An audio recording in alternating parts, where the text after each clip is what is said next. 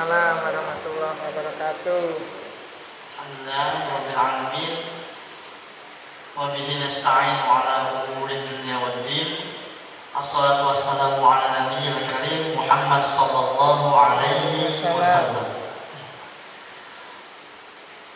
Rabbi shrah li sadri wa yassir li amri wahlul 'uqdatam min lisani yafqahu qawli, amma ba'd.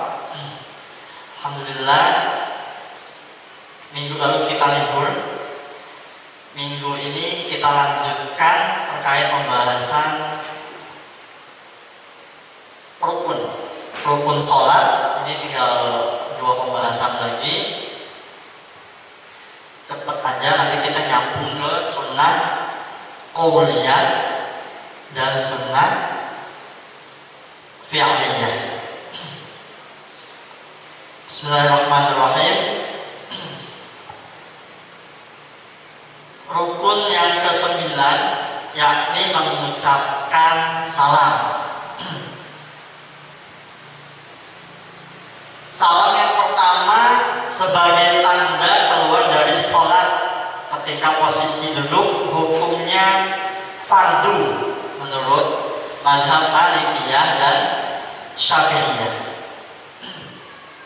Sedangkan menurut mazhab Hambali, kedua salam hukumnya fardu kecuali dalam sholat jenazah.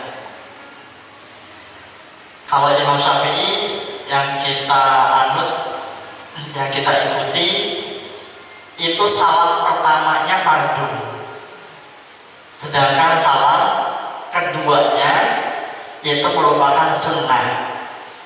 Maliki dan Syafi'i sependapat. Imam Hambali dua-duanya wajib, dua-duanya fardu. Itu ya. Abu Hanifah seperti apa? Kan kalau Abu Hanifah kan ada fardu, ada wajib. Salam itu masuknya ke wajib. Tapi yang fardu itu apa? Kan kalau yang lain kan 3 mazhab itu fardu. Fardu sama dengan wajib. Kalau Abu Hanifah beda fardu sama wajib. Salam itu wajib. Yang fardu adalah keluar dari sholat dengan cara apapun, terserah orang yang sholat. Bisa setelah tasyahud akhir itu ngucapin salam gitu aja bisa langsung ngomong selain perkataan sholat, bisa langsung selesai begitu saja. Itu kalau mazhab Abu Hanifah. Tapi kalau Imam Syafi'i itu fardu, jadi jangan dicampur-campur itu nantinya. Miftahus sholat at-tuhur, kunci sholat adalah bersuci. Wa tahrimuha at-takbir, pengharamannya adalah mulai dari takbiratul ihram. Wa tahliluha at-taslim, dan penghalalannya adalah setelah salam. Maksudnya apa pengharaman dan penghalalan? Pengharaman di sini adalah ketika sudah takbiratul ihram, maka segala sesuatu yang dihalalkan sebelum takbiratul ihram menjadi halal. Ngomong yang tadinya boleh jadi enggak boleh. Makan, minum yang tadinya halal jadi tidak diperbolehkan. Setelah salam, barulah yang dihalalkan ketika setelah takbiratul ihram kembali dihalalkan seperti sedia kala. Itu terkait salam. Nah, salam ini kalau biasanya kan kita salam itu wallahu a'lam lah. Mungkin ada yang sudah tahu, ada yang belum tahu. Salam itu kita apakah hanya sekedar mengucapkan assalamualaikum warahmatullahi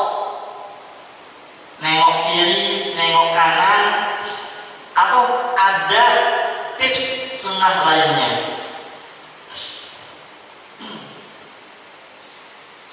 Ketika kita salam,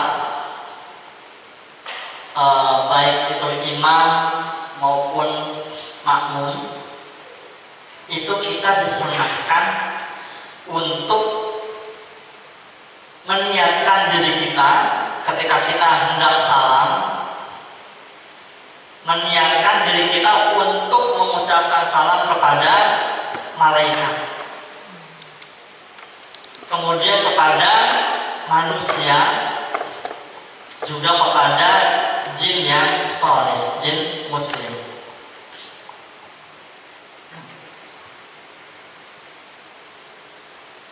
Kalau yang munfarid gimana sholatnya? Jangan-jangan kalau munfarid assalamualaikum kan nggak enak tuh, belakang bisa jadi jemuran atau apa ya, atau pakaian yang belum disetrika, assalamualaikum, kiri pakaian, kanan kasur.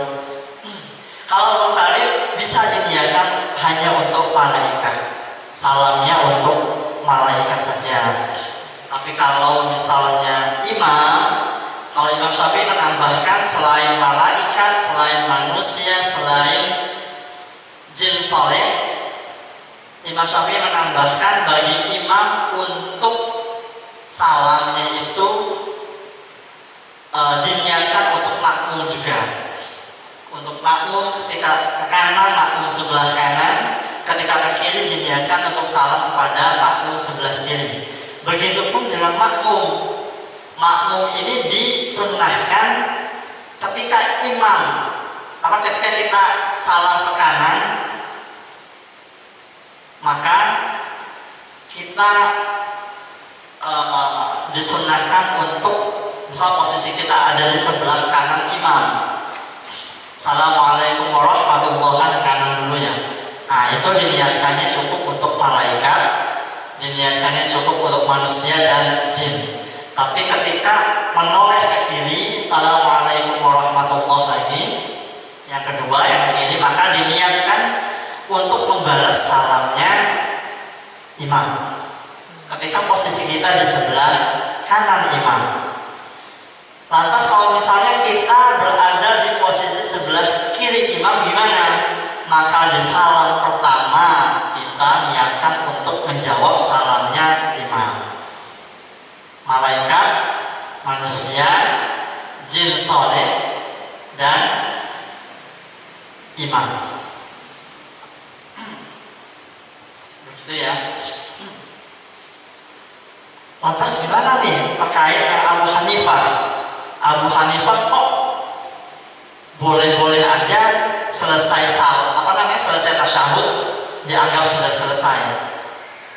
Kok agak aneh gitu ya, misal. Mungkin ada yang berpikiran begitu. Kok agak aneh? Apakah Abu Hanifah ini ngarang-ngarang? Nah, itu mustahil ya kalau ngarang-ngarang. Ada hadisnya dari Ibnu Abbas. Yang pertama dulu nih, hadisnya dari Abdullah bin Amr ibn As. Amr bin As, Rasulullah Shallallahu Alaihi Wasallam bersabda, jika imam telah selesai sholat dan duduk, lantas berhadas sebelum berbicara, maka sholatnya sudah dianggap sempurna. Begitu juga makmum di belakangnya yang telah menyempurnakan sholat. Selesai sholat dan duduk, maksudnya duduk tahiyat akhir, belum salam, hadas, maka itu dianggap sudah sempurna kalau mazhab Abu Hanifah. Jadi kalau misalnya kita ke mana, ke Turki misal, kan Abu Hanifah di sana. Kalau menemukan yang seperti itu ya jangan kaget. Hadis ini juga dikuatkan riwayat dari Ibnu Abbas.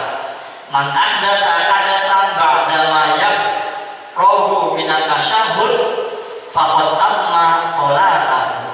Siapa saja yang berhadas, katanya, setelah selesai membaca tasyahud, maka sholatnya sudah sempurna, yaitu Abu Hanifah.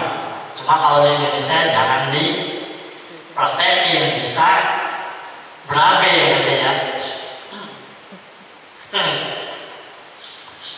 Bisa berabe nanti, wah belum salah kok udah kelar. Cuma di Abu Hanifah itu sendiri dianjurkan salam karena masuknya kategori wajib. Kemudian redaksi salam. Redaksi salam ini apakah salam, apakah assalamu, apakah assalamualaikum, apakah assalamualaikum warahmatullah, apakah ada tambahan wabarakatuh? Kalau menurut saya Wabah Az-Zuhaili, assalamualaikum itu assalamu itu sudah cukup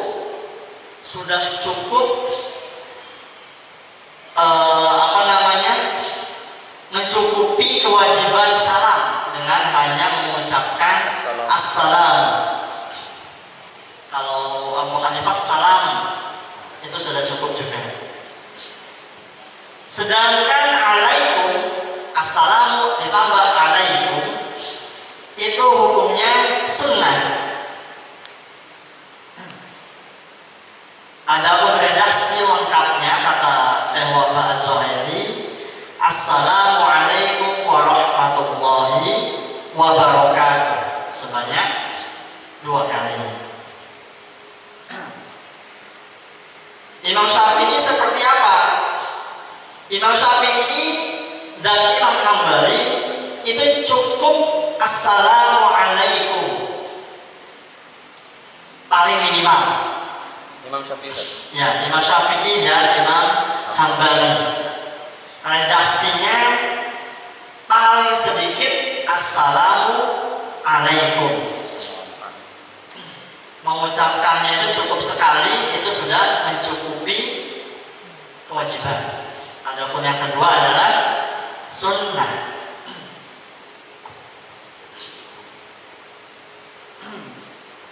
Kenapa sih kita disunahkan untuk imam salam kepada makmum disunahkan untuk menjawab salamnya imam? Itu apa? Kenapa? Karena Rasulullah SAW menyuruh kita untuk menjawab imam.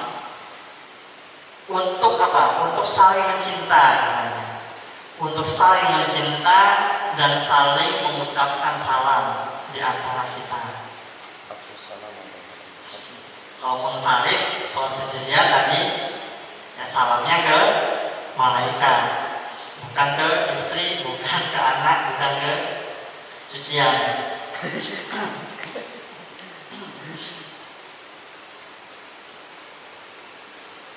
Penambahan wabarakatuh itu gimana?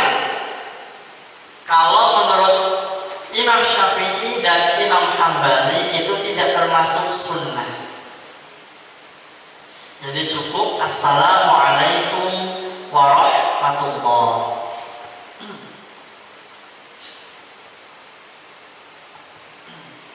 Itu ya. Kemudian rukun yang ke-10 tumakninah. Tumakninah itu diam sejenak. Jangka waktunya diam sejenak itu seperti apa? Seberapa lama? Tumakninah itu hitungannya 1 zikir. Ketika ruku, subhana rabbiyal azimi wa bihamdi. Nah, itu cukup untuk sudah disebut tumakninah. Atau kalau misalnya nggak bisa, nggak hafal zikirnya, misal orang baru belajar agama, baru belajar Islam, baru masuk Islam atau baru masuk Islam, kan ada kemungkinan bahwa dia nggak hafal atau nggak tahu. Maka cukup berdiam diri sekedar zikir tadi. Atau bisa juga sekedar ruku yang kelihatan ruku,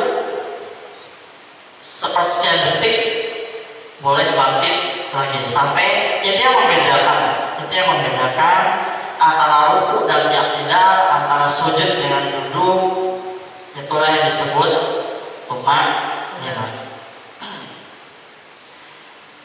Kenapa sih tumaninah ini wajib? Kenapa tumaninah termasuk rukun? Ya karena memang ada landasannya. Nabi Muhammad SAW di pertemuan-pertemuan sebelumnya mengajarkan kepada orang yang tidak sempurna sholatnya, atau bahasa itu sholatnya jelek, idza qumta ila sholati fakabbir tsumma qra' ma tayassara ma'aka minal Qur'an tsumma rka'. Nah ini tsumma rka' hatta tatma'inna, ruku hingga benar-benar ruku, hatta tatma'inna raki'an, ruku sampai benar-benar ruku, tsumma rfa' hatta ta'tadilu qa'iman, kemudian i'tidal, berdiri lagi sampai benar-benar berdiri, kemudian sujud sampai benar-benar sujud, duduk sampai benar-benar duduk. Jadi jangan lap-lap ya. Iya, nggak ada tumaninahnya. Nah, sholat yang nggak ada tumaninahnya ini gimana? Kalau kata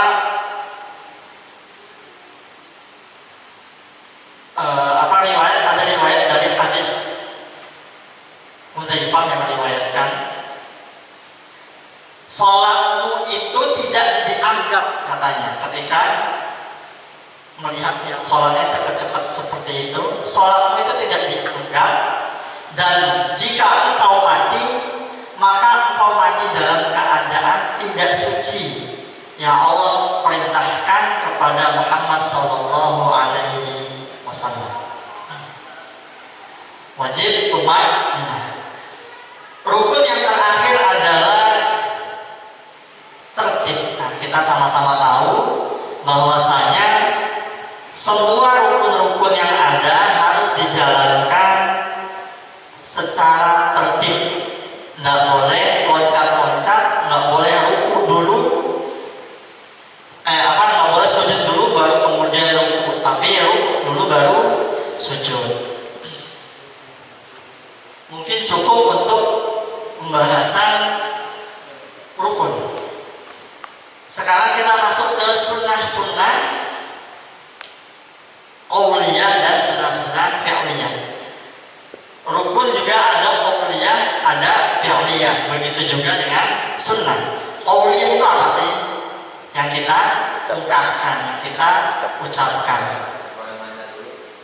Boleh, Bu?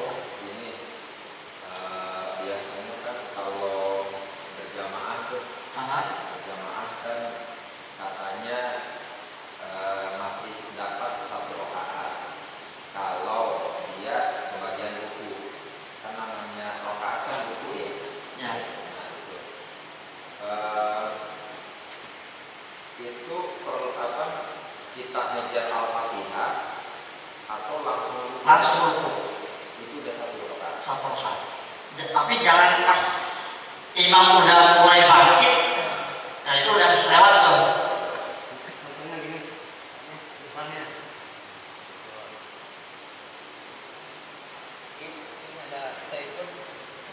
masih dapat 1 rakaat. Harus takbiratul ihram. Ya, takbiratul ihram. Ya. Imam belum bangkit, dapat 1 rakaat. Jangan mentang-mentang dapat 1 rakaat ruku, ya pas ruku langsung ruku, nggak takbiratul ihram, nggak niat pula ya. Nah itu yang nggak tepat. Itu wajib kuliah. Wajib kuliah. Lanjut. Oke, sunnah qauliyah tadi yang diungkapkan. Adapun sunnah fi'liyah adalah yang kita gerakan-gerakan yang kita praktekkan. Kalau yang wajibnya Ustaz, wajib kuliah nggak ada Ustaz. Al-Fatihah, Takbir Ustaz. Takbir juga kan. takbiratul ihram, Al-Fatihah. Saya sering Ustaz. Misalnya tadi kan itu udah masuk 1 rakaat ketika nyampe sama imam pas ruku. Nah kadang-kadang mungkin wajib kuliahnya saya langsung nggak kedengaran gitu. Tapi saya ngucapin Allahu Akbar itu kadang-kadang saya ragu itu itu udah nggak apa-apa atau harus diulangi gitu. Gimana? Misalnya datang udah ruku imam, saya udah takbir tapi nggak kuliah, nggak dengar sama kuping lah, nggak dengar saya sendiri. Langsung ibaratnya di dalam hati doang. Jadi ragu di situ nih. Ulang. Nah, itu sebetulnya sih beda-beda. Ada yang mengatakan boleh, ada yang mengatakan harus kedengaran sama telinga sendiri. Bisil. Cuma aktornya memang yang paling kuatnya kedengaran sama diri sendiri. Berarti posisi seperti itu ketika ruku sholat saya misalnya nggak wajib kuliah Allahu Akbar tadi, berarti diulang lagi misalnya lupa gitu kuliah. Kalau misalnya lupa ya batal. Maksudnya dalam artian enggak enggak ada takbiratul ihram sama sekali misalnya, ya itu batal. Ada tapi nggak kuliah. Ibaratnya kalau nggak salah kuliah kan harus didengar minimal kuping. Ya. Nah nggak didengar sama kuping. Nggak apa-apa kalau belum tahu ya tadi ya. Kedepannya berarti harus kedengaran. Allahu Akbar ya. Tuh.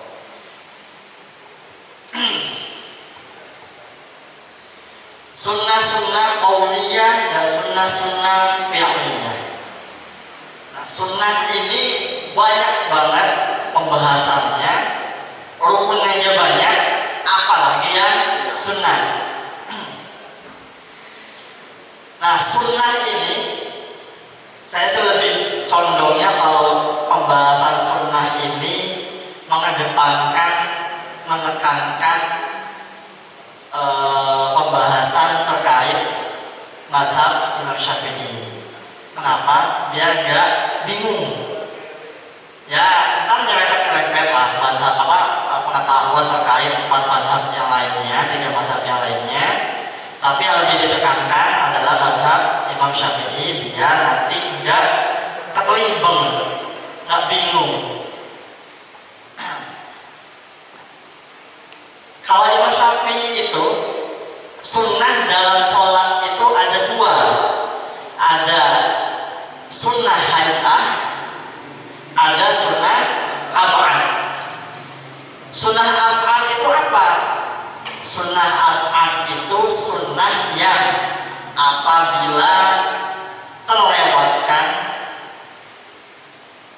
itu harus diganti dengan sujud sahwi. Kalau sunnah-sunnah hay'ah itu tidak perlu ditebus dengan sujud sahwi. Nah, sunnah-sunnah ab'ad menurut Imam Syafi'i ini apa saja? Yang pertama adalah tasyahud awal. Tasyahud awal, kemudian yang kedua ini ada 8. Yang pertama tasyahud awal, yang kedua itu duduk dalam tasyahud awal, yang ketiga adalah membaca sholawat Nabi dalam tasyahud awal, yang keempat membaca sholawat atas keluarga Nabi pada tasyahud akhir, yang kelima itu doa qunut subuh, yang keenam adalah berdiri saat doa qunut subuh, yang ketujuh qunut witir di pertengahan Ramadan, yang kedelapan yang terakhir sunnah ab'adnya adalah membaca sholawat atas Nabi dan keluarga Nabi di akhir kunut, setelah kunut. Kalau misalnya itu terlewatkan, maka harus ditebus dengan sujud sahwi. Apa tadi yang pertama? Pertama, tasyahud awal. Yang kedua, duduk dalam tasyahud awal. Yang ketiga adalah sholawat Nabi pada tasyahud awal. Yang keempat, sholawat atas keluarga Nabi pada tasyahud akhir. Yang kelima, qunut subuh. Yang keenam, berdiri ketika qunut subuh. Yang ketujuh, qunut di pertengahan qunut witir di pertengahan Ramadan. Yang kedelapan adalah membaca sholawat atas Nabi dan keluarganya ketika setelah membaca doa qunut. Sallallahu ala sayyidina Muhammad Nabiyil ummi wa ala alihi wa sahbihi wasallam. Itu ya. Mau minum? Mau minum dulu. Bisa nggak? Nah, di bawah sana, di bawah.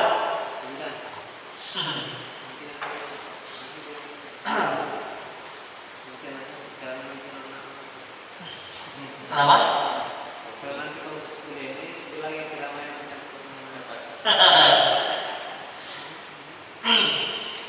Kita masuk ke penjelasan sunnah-sunnah di dalam sholat. Yang pertama, mengangkat raf'ul yadain ketika takbiratul ihram. Nah,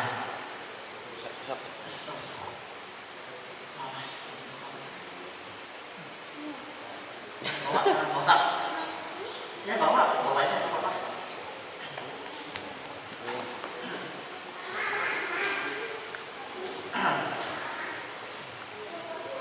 Sunnah yang pertama adalah mengangkat tangan saat takbiratul ihram.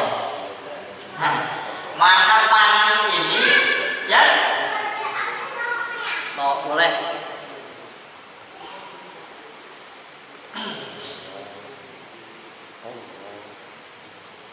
Angkat tangan ini ketika takbir itu seperti apa?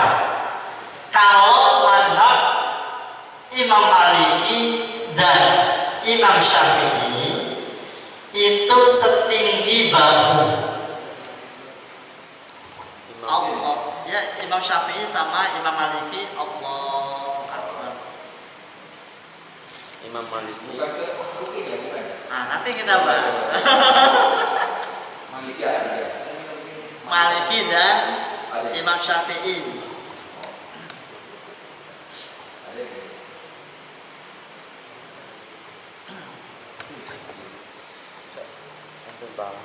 Kalau Imam Hambali terdapat dua pilihan. Ada dua pilihan. Yang pertama adalah di bahu, setara dengan bahu. Allahu Akbar. Yang kedua, telinga. Allahu Akbar. Kalau Abu Hanifah gimana? Abu Hanifah telinga, mensejajarkan jempol ini, kedua jempol di sejajar dengan daun telinga. Nah, jadi selama ini sholat takbiratul ihram sunnahnya pakai apa? Imam Syafi'i, Imam Maliki, Hambali atau Abu Hanifah? Saya Abu Hanifah. Abu Hanifah. Ya. Ada juga yang seperti itu. Cuma di kitab ini tidak dijelaskan. Cuma gambaran umumnya seperti itu. Yang seperti ini itu alasannya di antara bahu. Ya. Ustaz, tadi mengangkat tangan di atas bahu tapi nggak sampai telinga, yang Imam Syafi'i sama Imam Malik. Nah, tapi Imam Nawawi mengikuti Imam Syafi'i mensyaratkan itu sampai ke telinga. Nah, yang kita pelajari itu di kitab apa namanya, di buku-buku keagamaan waktu kita sekolah dulu, nah itu mengikuti Imam Nawawi. Ya, jadi nggak Abu Hanifah juga. Ya karena memang dalilnya ada dua. Dalilnya yang pertama di bahu, yang kedua sampai ke telinga. Ra'aitu Rasulullah sallallahu alaihi wasallam kabbara fa'ada bi ibhamaihi udunaihi. Aku pernah melihat Rasulullah, kata Anas bin Malik radhiyallahu anhu, bertakbir dalam sholat sambil menyelaraskan ibu jari beliau dengan daun telinga. Itu ya.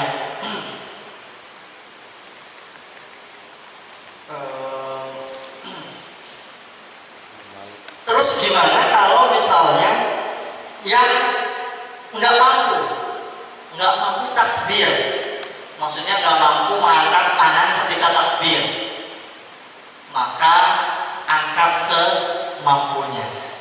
Idza amartukum bi amrin fa'tu minhu mastata'tum. Kalau aku memerintahkanmu pada sesuatu, maka kerjakanlah sesuai dengan kemampuan. Nah, kemarin kan sempat dibahas, ke atas nggak bisa. Kalau misalnya nggak mampu sebahu, nggak mampu lebih rendah dari apa namanya pangkal bahu, nggak mampu sampai telinga, dan dia hanya mampunya melebihi telinga, itu maka diperbolehkan.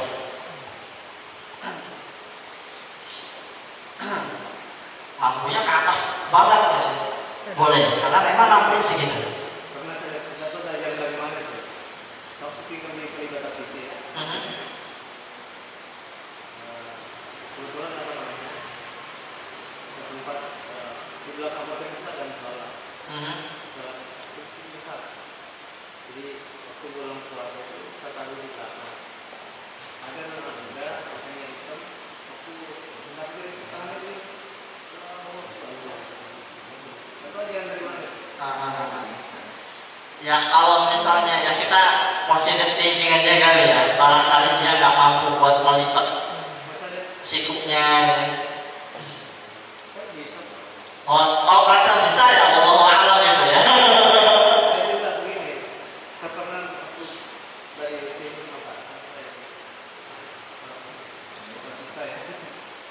Jadi saya jemaah ceritanya, di tempat yang beliau ini kan sampai di sini ya Pak. Masalah ya, sampai ke arah bulan dulu. Jadi ibu saya pasti depan di dalam saya ada. Jadi yang imamnya itu ini sebenarnya mungkin dari dia itu imam tidak tahu. Biasa tidak lama buat tangannya begini tidak terus dekat. Oh, kalau tangannya nggak sedekat itu Imam Maliki. Gitu ya. Ya, nggak sedekat Imam Maliki. Itu dia aja kan Allah. Ya, Imam Maliki ada dua. Apa namanya? Enggak sedekat sama sedekat. Ada dua opsi itu. Jadi apa kira-kira apa sah kira-kira Sah? Nggak apa-apa. Saya pernah lihat Syiah juga begitu. Wallahu a'lam, kan Syiah kan macam ya dalam apa namanya, dalam keilmuan fikih Syiah itu masuk kategori madhab. Syiah itu masuk ke kategori madhab. Berarti 5 ya. Madhab tuh banyak, cuma memang yang masyhur, yang populer itu yang 4. Dan yang boleh dipakai 4 doang. Ya lebih dari apa? Yang lain pun boleh. Yang pun boleh. Yang penting itu madhab apa namanya, pendapat-pendapat beliau-beliau para mujtahid ini berlandaskan Al-Quran dan Sunnah. Kalaupun menggunakan kias beristihadnya, ya harus selaras dengan Al-Quran dan Sunnah. Nggak bisa Bertentangan. ya, nggak boleh kalau bertentangan. Tapi kalau para mujtahid yang memang kompeten ya kayak mustahid 4 mazhab ini, itu semestinya perbedaan tersebut kalau ditarik benang merahnya itu sama, nggak bertentangan. Kalau misalnya bertentangan sampai gontok-gontokan, itu bisa dipertanyakan apakah si mustahid tersebut betul-betul sudah masuk kategori mustahid atau jangan-jangan masih seperti saya, masih pelajar, gitu kan? Nah, kalau saya kan nggak bisa beristihad, masih pelajar. Yang mustahid levelnya kudu tinggi secara keilmuan, matang luar biasa. Ada syarat-syarat istihad. Jadi nggak sembarang orang istihad. Ya kita bisa aja beristihad, tapi tidak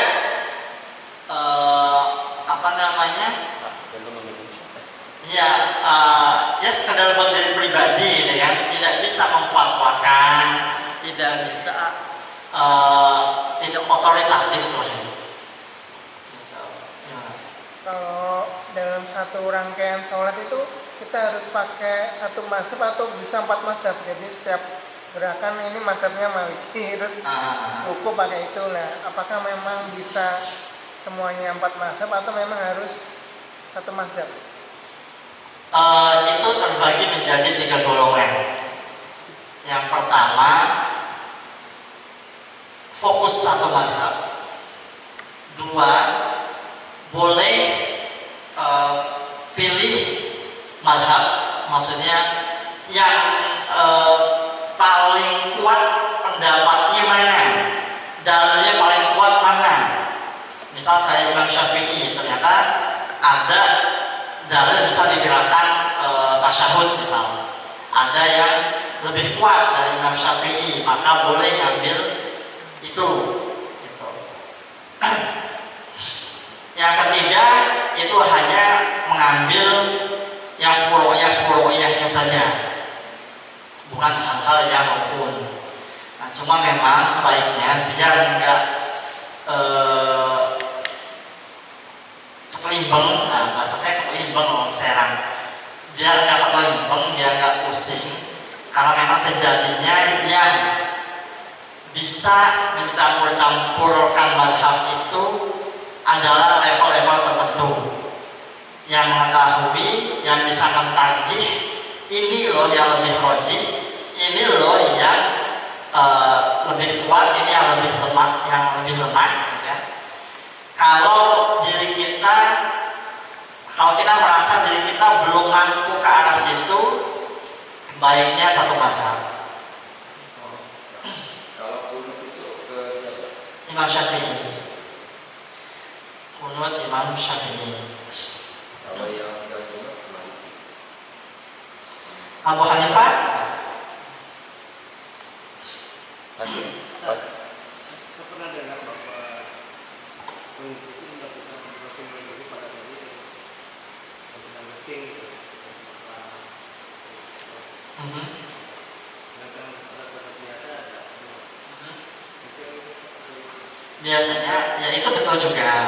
Nah, kan itu pendapat-pendapat yang mengatakan bahwa kunut itu tidak mesti dilakukan terus-menerus gitu kan. Itu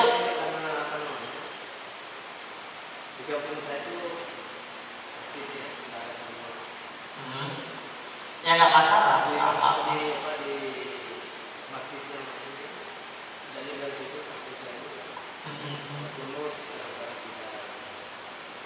Ya kan kalau ditarik ke kultur di Indonesia ini kan yang pakai kunut kan sahabat-sahabat kita di NU, saudara-saudara kita di NU. Kalau yang nggak pakai kunut itu saudara-saudara kita di Muhammadiyah. Nah, semua ada dasarnya, dan dasarnya pun bisa dipertanggungjawabkan. Jadi insya Allah nggak apa-apa.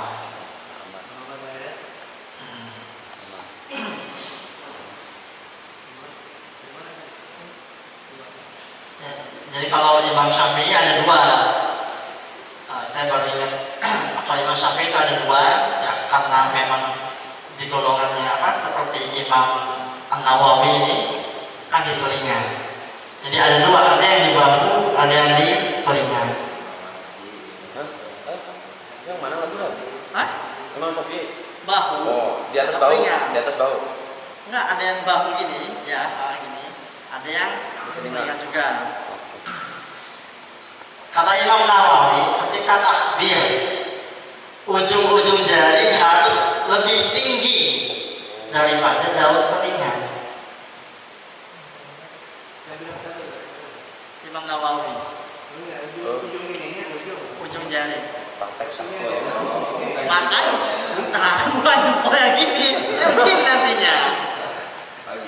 Iya. Ininya jempolnya di. Iya, pantas patokannya ke sini ya. Iya. Supaya lebih tinggi ya. Ya. Karena kan memang hadisnya jempol selaras dengan daun telinga.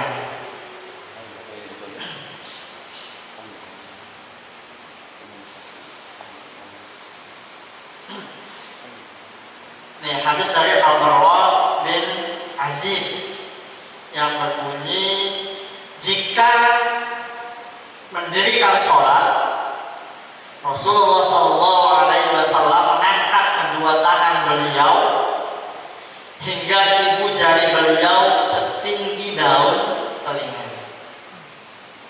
Itu ya.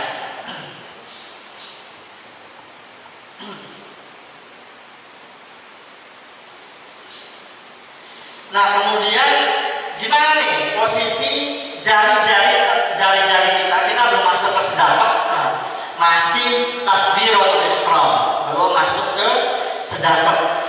Posisi jari-jarinya gimana?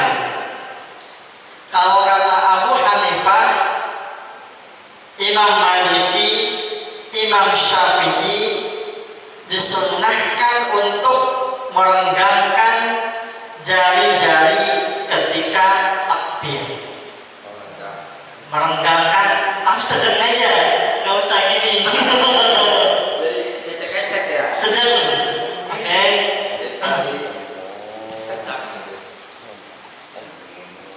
Nah di sini dikasih keterangan tidak menggabungkan jari-jari menjadi satu, tapi tidak juga terlalu renggang. Nah, disitulah keterangan tambahannya. Usahakan jari-jari renggang, tapi tidak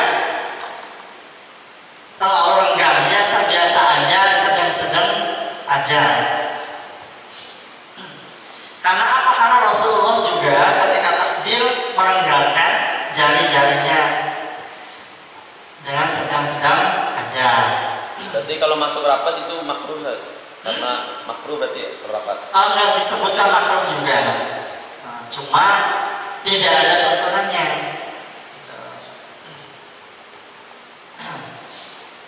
Saya nggak bisa bilang makruh kan, walaupun secara pribadi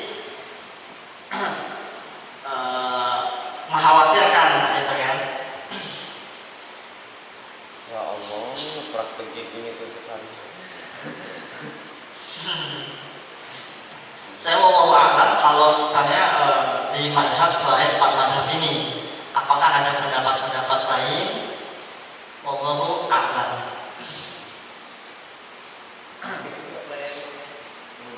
Wah, luar biasa ya. Seksi ya, seksi ya. Kemayu.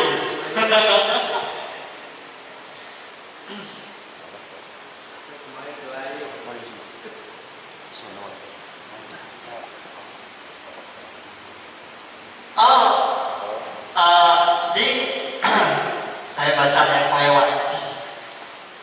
Imam Hambali menggabungkan takbir rapat, karena kata Imam Hambali ada hadis yang diriwayatkan oleh Abu Hurairah, karena Rasulullah Sallallahu Alaihi Wasallam idza qama ila shalah rafa'a yadayhi maddan.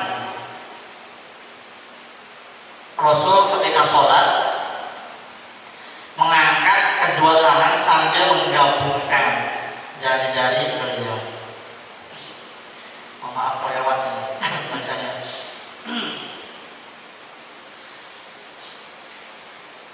Membaca takbiratul ihram dengan suara keras.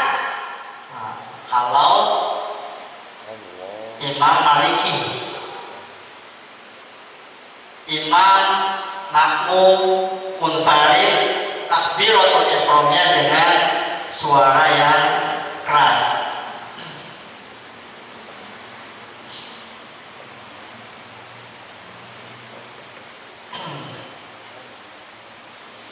Lantas mengangkat tangan, kan takbir kan mengangkat tangan.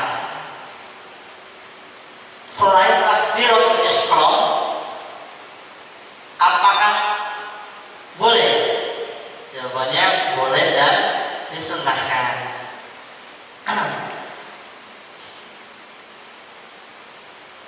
Tapi ada juga yang mengatakan cukup di takbiratul ihram saja. Karena apa?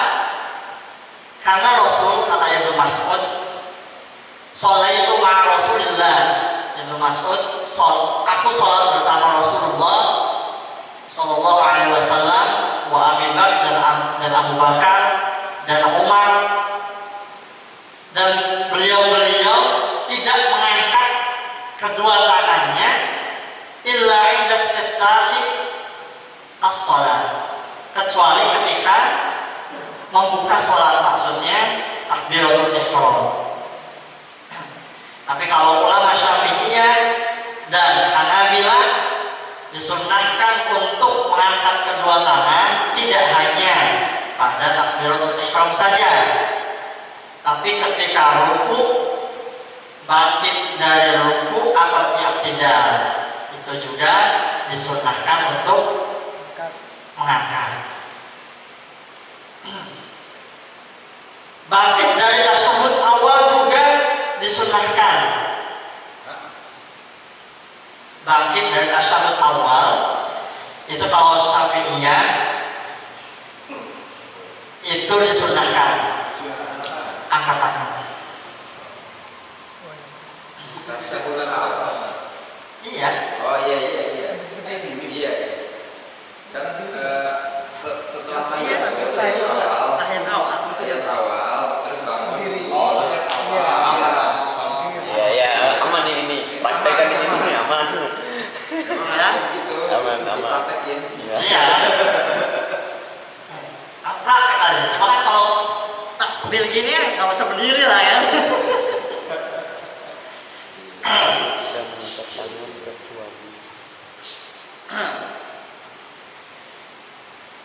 Lantas apa landasan Syafi'iyah dan Hanabilah?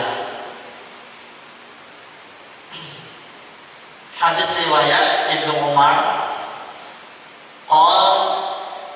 jika hendak sholat Rasulullah Sallallahu Alaihi Wasallam selalu mengangkat kedua tangan setinggi pundak, lantas bertakbir. Jika hendak ruku, beliau juga mengangkat keduanya seperti takbir pertama. Ketika bangkit dari ruku, beliau juga melakukan hal yang sama sambil mengucapkan Sami'allahu liman hamidah, Rabbana lakal hamdu.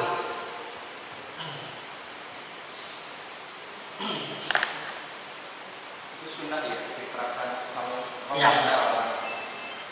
Sami'allahu liman hamidah, Rabbana lakal hamdu. Nggak perlu dikeraskan ya, Rabbana lakal hamdu. Tapi kalau mau pun nggak apa-apa. Sami'allahu liman hamidah, Rabbana lakal hamdu. Kalau mau dilengkapi lagi, mil'us samawati wa mil'ul ard wa mil'u ma syi'ta min syai'in ba'du. Kalau Imam Hambali mengucapkan Rabbana lakal hamd itu kalau misalnya ada bala. Bari balong. Bala-bala gitu. Enak bala-bala.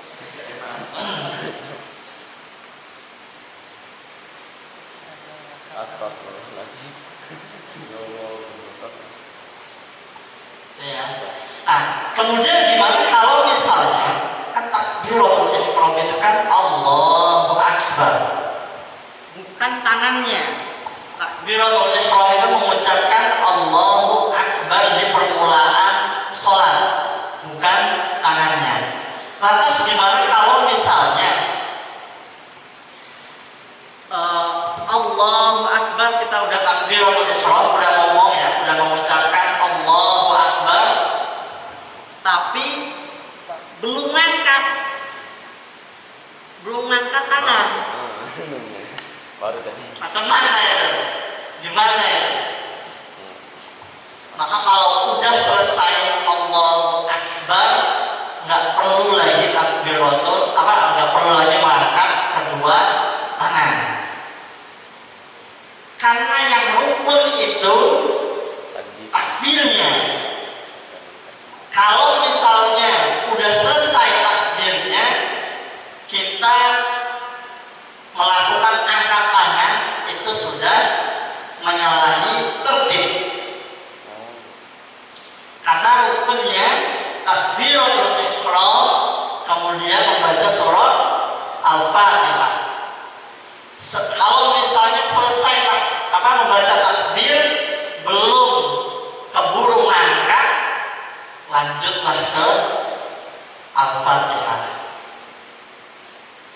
Kalau misalnya masih ada kesempatan Allahu, gitu kan? Allahu belum ngangkat, masih pertengahan, boleh dikejar.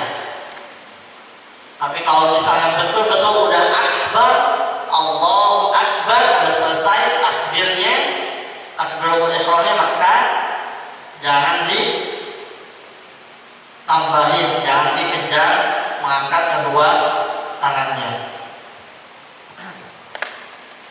Sebelum lanjut Ustaz, tapi nyambung ke situ Ustaz. Ya. Ya, kalau Allahu Akbar duluan udah selesai tapi kita ngangkat tangan. Allahu Akbar baru turun. Terus turun duluan Allahu Akbar. Itu gimana Ustaz? Itu kudu dibarengin katanya.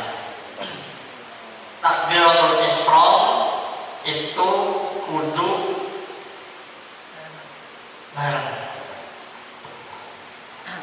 Jangan sampai itulah ya, hati. Allahu Akbar. Jangan sampai ini udah selesai duluan. Allahu Akbar. Oh, kira-kira berarti bukan cuma di sini saja ya, tapi sampai Ya. Itu kadang-kadang telat saya bisa. Misalnya pas tahiyat ke pertama, kan sunnah tuh kalau ngangkat tangan kiri, Allahu Akbar udah baru duluan takbir. Baru itu. Biasanya yang lalu biarlah berlalu.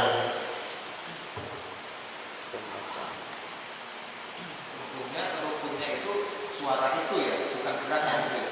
Rukunnya itu suara. Ya, rukunnya suara. Untungnya itu. Bukan gerakannya. Bukan gerakan ini dan ini. Sebetulnya sih nggak sampai sininya ya. Ya sampai sini pun nggak apa-apa, Allahu Akbar, gitu ya. Karena memang yang nggak boleh itu dikejar ke sininya. Kita udah Allahu Akbar baru gini. Nah, itu yang nggak boleh. Tapi kalau Allahu Akbar masih oke, nggak apa-apa.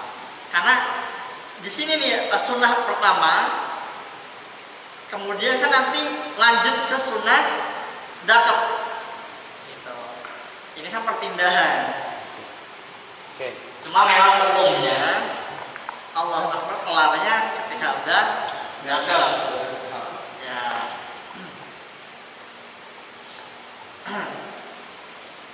Bacaan takbiratul ihram makmum bersamaan dengan imam.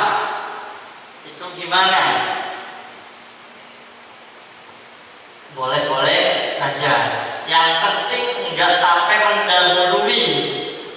Makanya ya, buat antisipasi daripada gitu ya, sedikit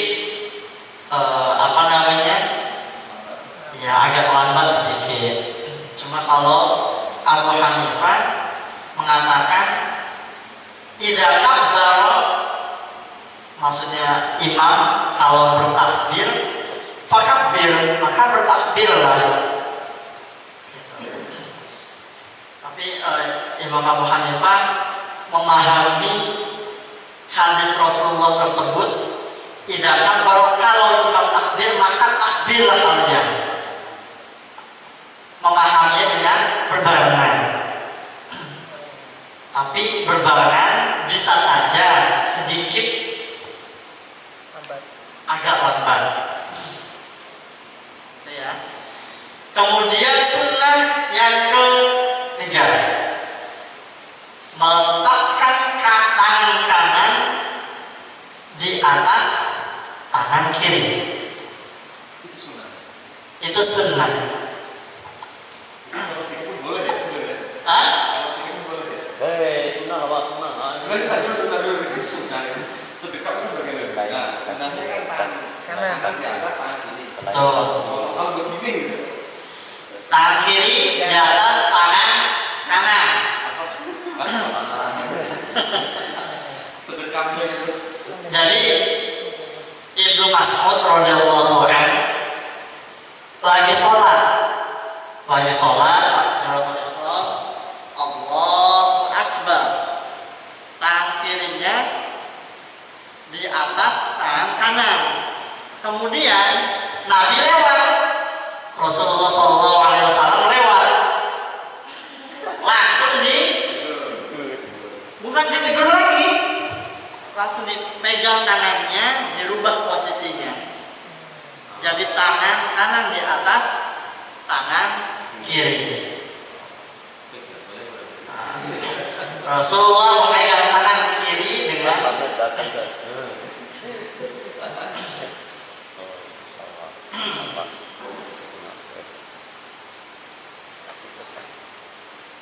ini ya.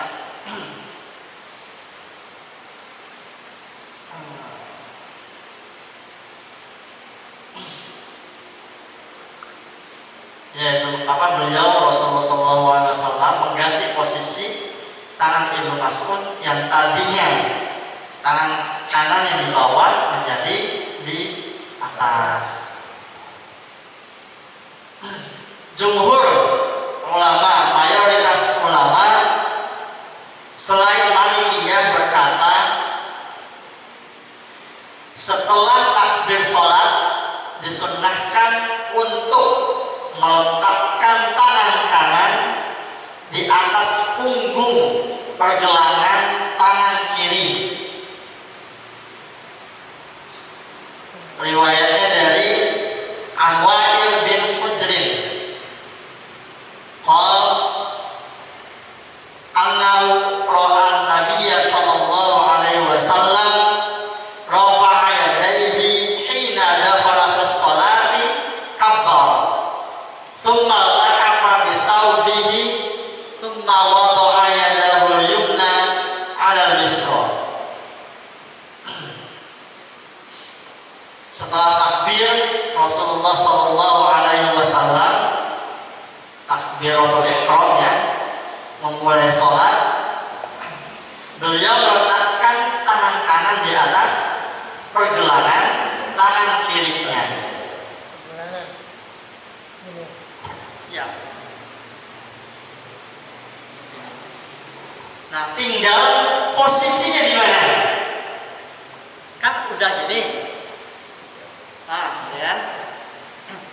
Tinggal posisinya gimana? Kalau Imam Syafi'i itu di bawah dada, di atas pusar. Tapi Imam Syafi'i juga menggunakan dalil terkait penempatan tangan di dada.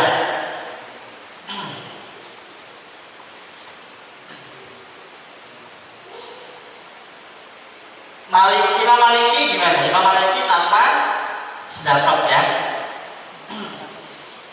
Imam Maliki tanpa sedekah. Meletakkan tangan menurut mazhab Imam Hambali dan Imam Syafi'i, caranya dengan meletakkan tangan kanan pada pergelangan atau sekitar pergelangan. Pada pergelangan atau sekitar pergelangan. Dalilnya apa? Yang tadi sudah disebutkan. Adapun menurut mazhab Abu Hanifah adalah dengan meletakkan telapak tangan kanan di atas punggung telapak tangan kiri dan posisinya di bawah pusar. Kalau kemarin kan kita sempat mendengar penceramah bilang bahwa itu merupakan hal yang dibuat-buat. Jadi kan begini kan, ya saya bukan membandingkan, bukan menyalahkan, cuma ingin meluruskan, ya kan? Takbir kan ada yang begini. Ini Abu Hanifah dengan melingkarkan kelingking ke sini, jempol ke sini, di bawah pusar. Ini Abu Hanifah. Kalau Imam Syafi'i, Allah bisa gini, bisa agak ke kiri. Agak ke kiri ini kenapa? Agak ke kiri ini maksud dan tujuannya adalah katanya, hah? Apa? Oh iya, agar posisinya enggak sih, alasannya bukan gitu. Perang. Alasannya enggak buat agar lebih dekat ke hati, karena hati adalah organ tubuh yang paling mulia. Udah pakai ini. Hah? Pakai itu. Di sini. Ya. Ya hatinya ada di mana? Gitu ya. Oh, tangan kirinya masih lurus di perut, berarti tangan kanannya ada di. Ya. Ya ini tetap di pergelangan. Di pergelangan atau di sekitar pergelangan. Agak kiri. Ya. Boleh juga begini. Kalau yang begini kan, Nah, tadi sudah begini. ya mungkin maksudnya adalah ke hati, Hatinya tapi Ada rasanya katanya. ke ginjal. Ada salah golong. Ya ada. Katanya. Ya memang ada, itu ada.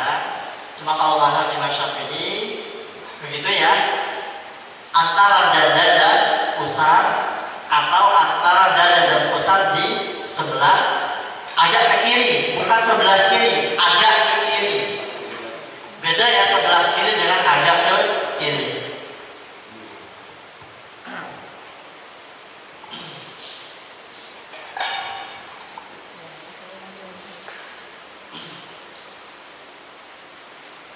Malikiyah disunahkan untuk tidak sedekah,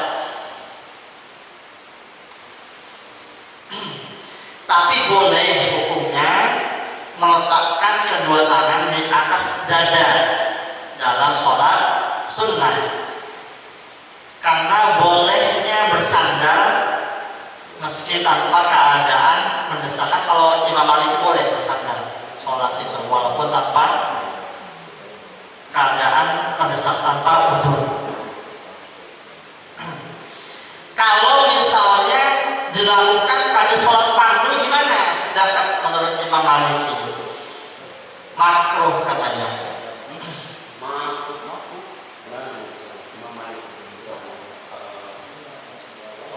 Kalau niatnya buat nyender, jadi sedekah itu dianggapnya nyender kalau Imam Maliki.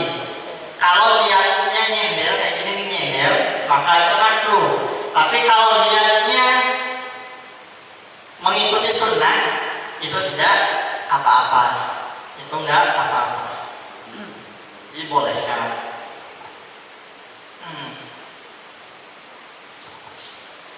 Jadi kalau intisarinya, kesimpulannya daripada pendapat-pendapat di atas, yang paling logik, yang paling tepat menurut Syekh Wahbah Az-Zuhaili adalah pendapat jumhur ulama, pendapat mayoritas ulama, yakni dengan sedapat meletakkan tangan kanan di atas pergelangan tangan kiri atau di sekitar pergelangan tangan kiri. Kemudian melihat pada tempat sujud. Nah, ini kan sempat tuh, kalau salah kayaknya ya waktu itu nanya ya, kalau apa melek atau merem gitu ya. Ya. Kalau tadi saya merem itu. Kalau tadi. Hah? Nggak juga. Tergantung tujuan daripada meremnya apa.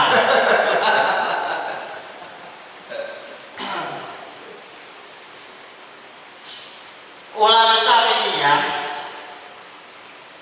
dalam sholat disunnahkan untuk melihat kepada tempat sujud, karena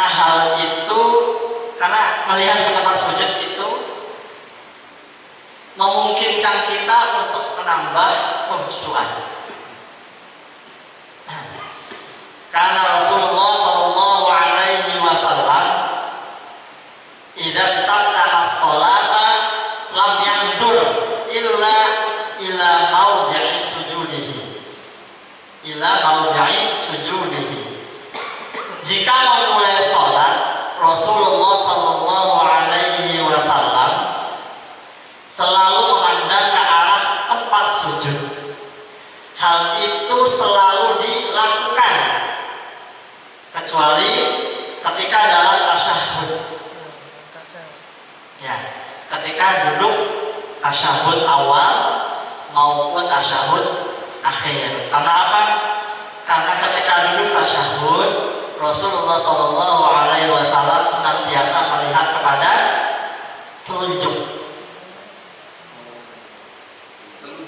telunjuknya, bukan tempat sujudnya ketika tasyahud. Asyhadu an la ilaha illallah, lihat telunjuknya.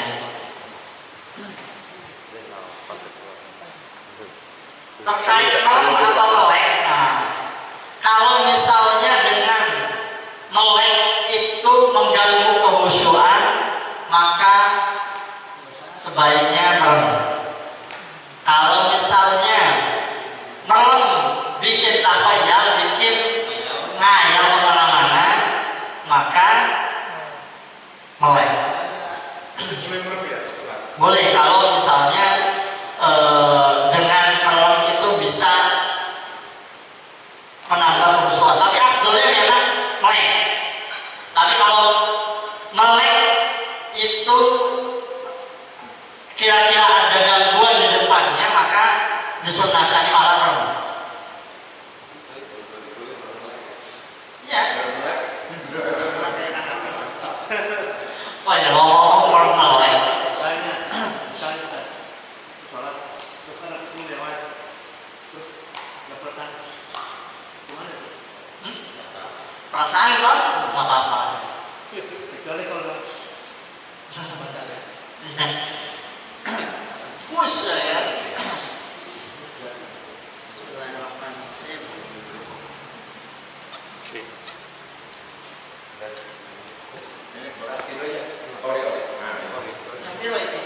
Ini masih jam 9.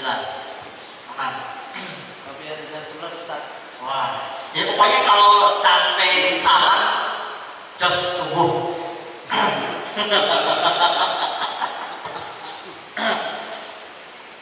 Yang berikutnya adalah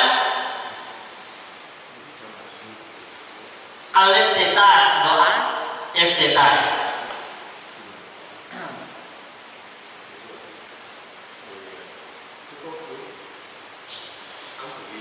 Mayoritas ulama berkata, jumhur ulama berkata, doa iftitah setelah takbiratul ihram hukumnya sunnah pada rakaat pertama.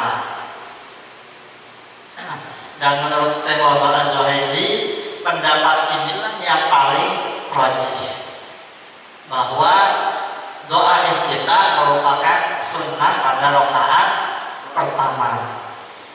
Kalau Imam Maliki, doa iftitah itu makruh. Kalau Imam Maliki, kenapa? Ada hadisnya, riwayat Anas bin Malik radhiyallahu anhu, Rasulullah Shallallahu Alaihi Wasallam, langsung aja ya diterjemahin. Abu Bakar dan Umar memulai bacaan sholat langsung dengan surat Al-Fatihah.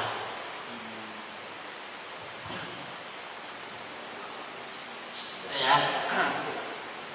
Nah, redaksinya gimana nih? Redaksi daripada doa iftitah. Nah, ini beraneka ragam, bermacam-macam. Kalau mazhab Abu Hanifah dan Imam Hambali, subhanakallahumma wa bihamdika wa tabarakas muka wa ta'ala jadduka wa la ilaha ghairuka. Itu doa iftitahnya. Karena kenapa milih yang itu? Kenapa bukan yang seperti Imam Syafi'i? Ya karena memang ada landasannya. Jadi jangan aneh ketika kita lihat buku-buku keagamaan selain selain madhab Imam Syafi'i. Loh, kok ini doa iftitahnya lain? Kok sesat ini? Wah, ini hal-hal yang baru ini, ada-ada ini. Enggak ya, itu ada landasannya. Rasulullah Shallallahu Alaihi Wasallam jika memulai sholat berdoa. Nah, berdoanya tadi, idza staftaha sholata qala subhanakallahumma wa bihamdika wa tabaraka ismuka wa ta'ala jadduka wa la ilaha ghairuka. Misalnya yang pakai Imam Syafi'i ini wajah tuh pakai wajah tuh itu lebih sahih, misalnya dari ini lebih sahih misalnya. Nah, kita kan harus memilih lebih sahih misalnya. Nah, kalau kita enggak harus memilih lebih sahih, tergantung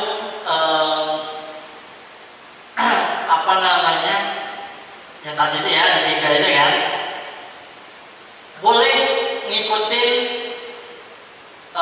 madhabnya tanpa harus ambil yang lebih sahih. Cuma memang kalau yang kami pelajari di Al-Azhar itu, karena manhajnya wasatiyah, pertengahan. Kalau di Al-Azhar mana yang lebih sahih itu bisa diambil. Itu boleh lebih afdol kita ambil yang lebih sahih, yang paling sahih. Ada sahih, ada as-sahih. Misalnya kayak gini, prakteknya kita mau cepet-cepet sholat nih. Kalau kita pakai doa iftitahnya yang pakai ini wajah itu kita mikir misalnya kelamaan. Kalau nggak apa-apa kita pakai yang pendek, agak pendek gitu. Nah, lebih baik sih jangan. Ya.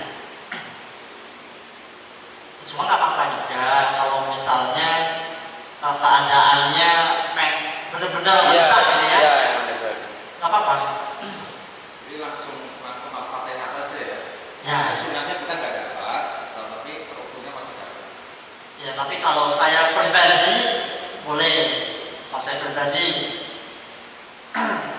Masalahnya abad itu kalau Imam Syafi'i ya harus ibaratnya harus sujud sahwi ya. Kalau tinggalin yang itu, yang doa iftitah. Jadi sebetulnya yang abad ini, yang Imam Syafi'i ini ada, kalau yang udah berkaitan sama sujud sahwi ini ada 20.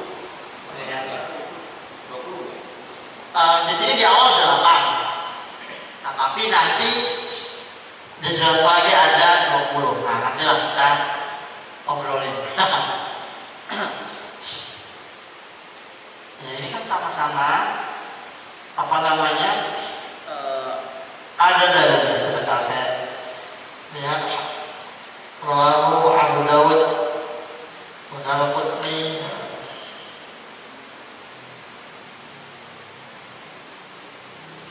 Oh ya ini sahih juga, hadisnya sahih. Karena kalau nggak sahih sepertinya tidak akan dimasukkan ke praktik sholat.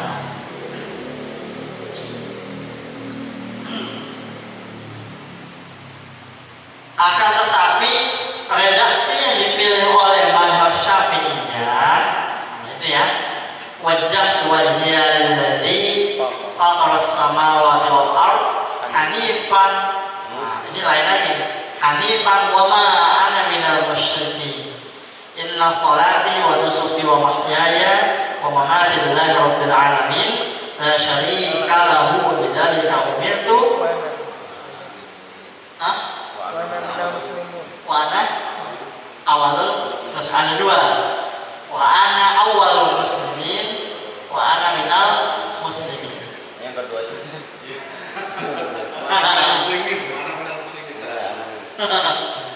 Wa ana Redaksinya benar Mas. Awalnya Dua-duanya sama, benar.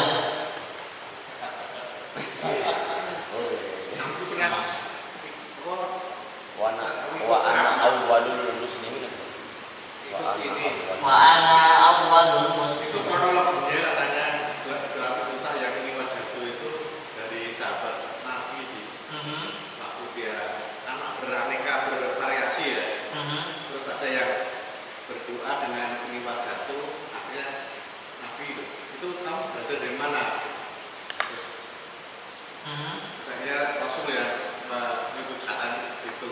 Kalau nggak salah sih, aku bentuknya. Yang tujuh langit, yang tujuh langit, yang direstui. yang tujuh langit, pintu tujuh langit terbuka. Makanya Rasul ngomong ya itu bagus gitu. Doa kita itu. Tadi nggak pakai muslim Ustaz. Tadi redaksinya. Wa ana awwalul muslimin wa ana minal muslimin itu. Ya. Maksudnya gimana? Hanifah muslimau wa ana minal musyrikin. Oh ada. Tapi lengkapnya ada lagi. Yang paling lengkap ada. Nah. Panjang. Kalau anak NU digabung, alhamdulillah, nama ini wajah tuh tambah jos. Oh, ser. NU juga ada landasannya, gitu kan? Ya kita apa namanya? NU kan dari wali-wali Songo. Nah wali-wali Songo ini kan bukan orang-orang sembarangan. Nah, ya beliau-beliau juga pastinya menggunakan sandaran-sandaran berdasarkan dalil-dalil Al-Quran dan Sunnah, dalil akli maupun akli. Nah, mazhab Syafi'i boleh hukumnya membuka sholat dengan bacaan Subhanallah walhamdulillah wa la ilaha illallah Allahu Akbar, baru nyambung ke inni wajjahtu wajhiya lillahi. Bisa juga Allahu Akbar kabira walhamdulillahi katsira wa subhanallahi bukratan wa asila. Nah, ini kenapa saya Banyak sendiri. Subhanallah walhamdulillah wa la ilaha illallah wallahu akbar. Selamat berbuat. Mbak ini ya Mama dulu, mama. Ini mama. kalau mazhab Syafi'i kalau mau pendek ya tadi itu Subhanallah walhamdulillah wa la ilaha illallah wallahu akbar. Ini wajahku. Mau nggak pakai ini wajah tuh nggak apa-apa, tapi yang paling muktamad, yang paling dipilih tadi ini wajah tuh wajhnya dari oh iya, kalau mau ditambah ya tadi bisa pakai Subhanallah walhamdulillah, bisa Allahu akbar kabir. Aku juga dengan kalimat ini lagi Allahumma ba'id baini wa baina khotaya. Nah itu panjang ya. Kenapa? Itu. Kalau Pak Iswat pakai mana? Allahu akbar kabira walhamdulillah. Ngikut. Subhanallah wa ta'ala asila. Haji dulu ya. Pakai itu. Kenapa? Kalau Pak Darah pakai apa Pak? Gak apa-apa, itu Imam Syafi'i juga. Cuma memang yang paling utama, yang paling dipilih itu ya, sama-sama bagus, memiliki makna yang agung, yang luar biasa sebagai mensucikan Allah.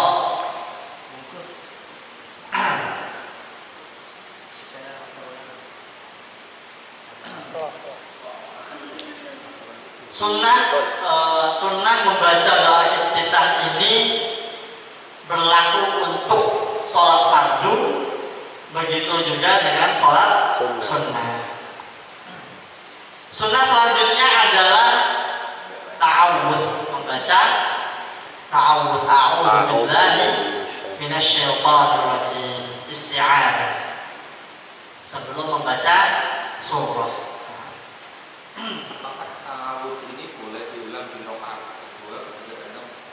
Atau hanya di rakaat pertama saja ta'awudz? Di pertama, kalau Abu Hanifah. Imam Syafi'i setiap sebelum Al-Fatihah. Iya sama. Sebelum Al-Fatihah Imam Syafi'i juga di rakaat pertama aja. Oh. Itu tidak perlu ya. Saya pernah langsung jahar a'udzubillahi minasyaitonir. Bismillah. Iya, refleks. Ya nggak apa-apa. Sunnahnya bismillah. Malikiyah membaca ta'awudz dan basmalah sebelum surah Al-Fatihah hukumnya makruh. Baca apa? Langsung gimana? Hah? Ulama Malikiyah membaca ta'awudz dan basmalah sebelum surah Al-Fatihah hukumnya makruh. Hadisnya apa? Yang tadi, ketika Rasulullah SAW sholat bersama Abu Bakar dan Umar, beliau memulai bacaan sholat langsung membaca surah Al-Fatihah. Itu yang dipakai oleh kalangan Imam Maliki. Surah Al-Fatihah artinya dari Al-Hamlam Al-Hamdulillah atau Ya. Apakah bismillah? Enggak, alhamdulillah. Tapi waktu Allahu Akbar, Bismillahirrahmanirrahim itu langsung Al-Fatihah. Ya, doa itu kan enggak makruh tuh kan? Langsung Al-Fatihah. Alhamdulillah. Alhamdulillah rabbil alamin. Ar-Rahim. Allahu Akbar, langsung alhamdulillah. Enggak Bismillahirrahmanirrahim, alhamdulillah. Hah? Ngatur itu? Tuh Imam Maliki ya. Imam Maliki loh. Imam Maliki. Ini pakai Bismillah. Enggak pakai. Kalau Imam Maliki enggak pakai bismillah, enggak pakai isti'adzah juga. Begitu apa? Doa iftitah juga enggak pakai. Kenapa? Al-Fatihah itu ada beberapa pendapat yang mengatakan bismillah itu masuk ke dalam surah Al-Fatihah, ada juga yang mengatakan bahwa bismillah itu tidak masuk ke Al-Fatihah. Gitu. Tapi di bagian di akhir ghairil maghdubi 'alaihim waladdallin itu dipenggal. Jadi ujungnya tetap sarful mathani, sebutannya 7 puji-pujian, hanya saja bismillahnya tidak termasuk. Tapi pendapat yang paling pertama adalah bismillah itu masuk ke surah Al-Fatihah. Kalangan mufassir pun sepakat bahwa bismillah itu masuk ke Al-Fatihah, mayoritas begitu ya. Hanafiyah, sunnah hukumnya membaca ta'awudz, isti'adzah, a'udzubillahi minasyaitonir rajim, hanya pada rakaat pertama. Syafi'iyah dan Hanabilah, Imam Hambali, Imam Syafi'i Sunnah membaca ta'awuz, a'udzubillahi minasyaitonirrajim, bisir dengan suara pelan pada rakaat pertama sebelum membaca surah. Sir ya. Bisir. Oh, Al-Fatihah sama ayat yang akan dibaca itu ta'awuz. Al-Fatihah surah bukan? Al-Fatihah surah. Kemudian sebelum apa? Ya. Bismillahnya sir. Nah, saya kira yang bacaan ayat pendek yang mau dibaca selanjutnya juga di ta'awuz juga. Bismillahnya sir ya. Bismillah. Sunahnya. Oh, enggak. Sampainya dijaharkan. Enggak saya sir. Yang Enggak. ada Bapak. Ya, yasir kalau misalnya apa namanya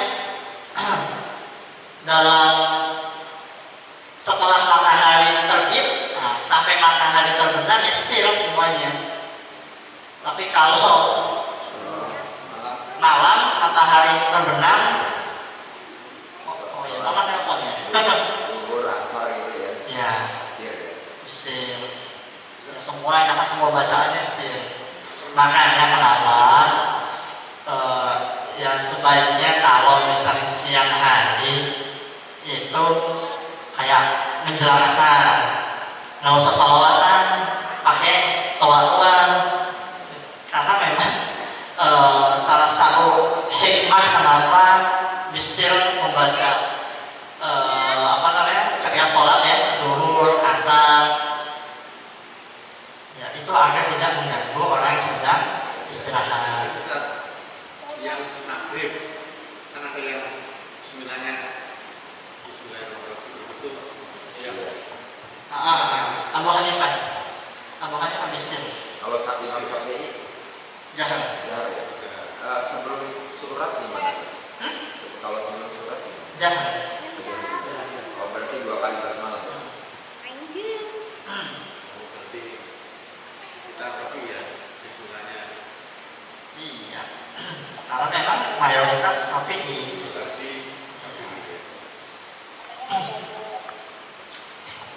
dia kiri. Berapa saya? DP Ansor. Iya, DP Ansor. Kemarin itu. Kenapa? Lapor. Bukan ya. Kemarin kan. Yang lapor. Ansor yang lapor. Kita lanjut. Redaksinya seperti apa isti'adzah ini? Ta'awuz ini redaksinya seperti apa? Yang pertama, a'udzubillahi minasyaitonirrajim. Yang kedua, A'udzubillah. apa? A'udzubillah. A'udzubillahi.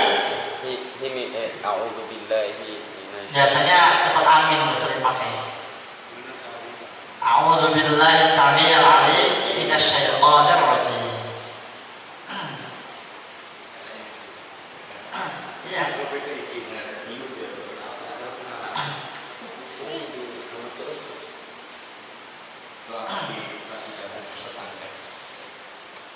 Basmalah ini yang bisir Abu Hanifah dan Imam Hambali.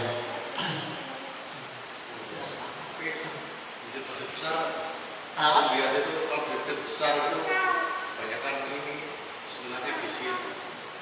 Apa mau sir, mau jelas, yang penting syarat.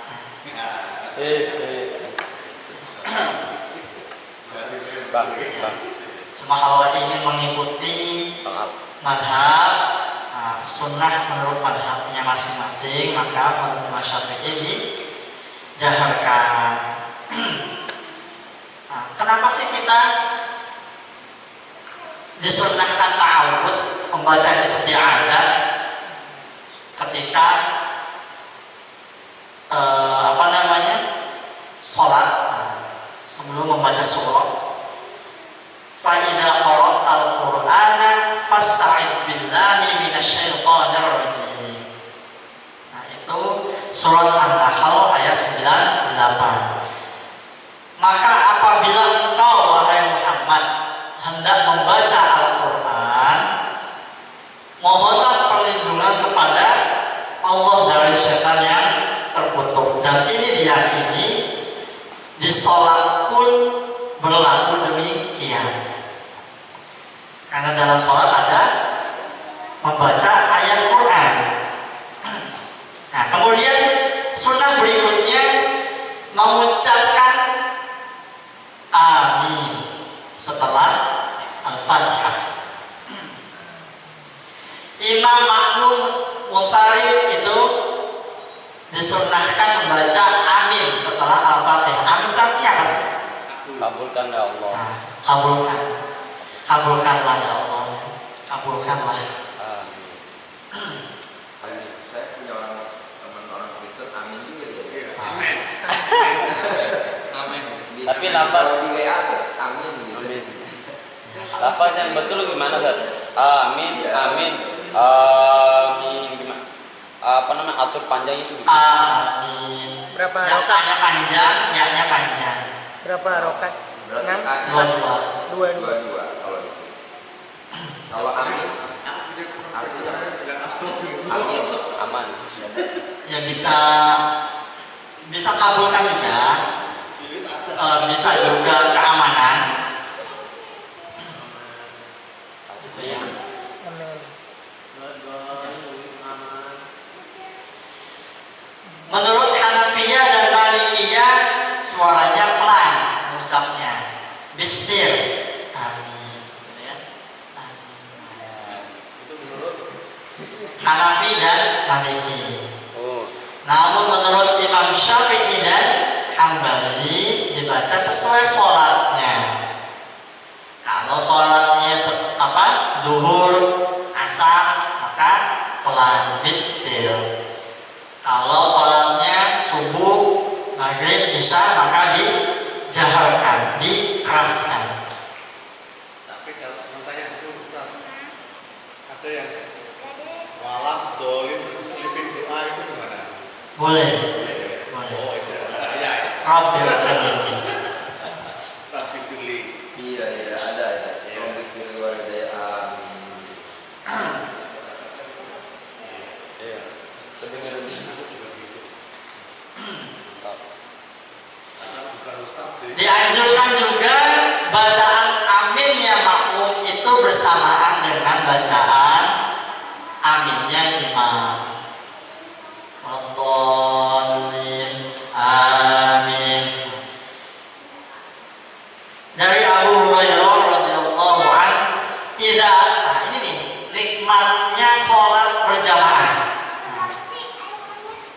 Ayam pulangnya jam 11. Ya.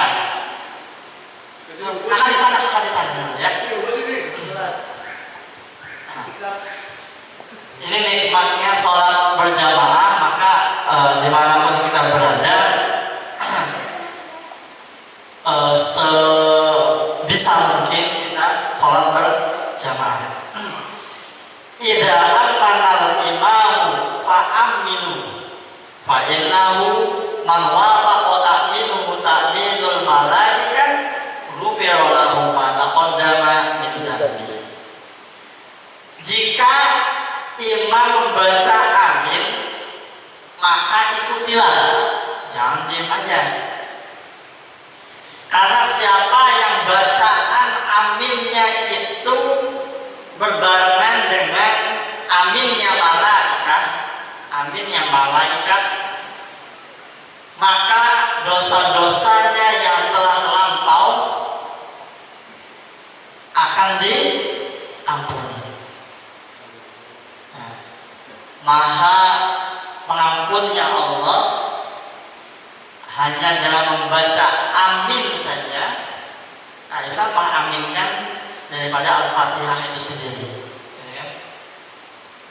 Nah, maka dosa-dosa kita yang telah lampau, insya Allah dengan rahmatnya, dengan kasih sayangnya akan diampuni oleh Allah Subhanahu wa ta'ala. Udah dapat 27 derajat, diampuni pula. Apalagi sholat jamaahnya 5 kali. Nah, Deposit sampai sholat lagi. deposit gitu.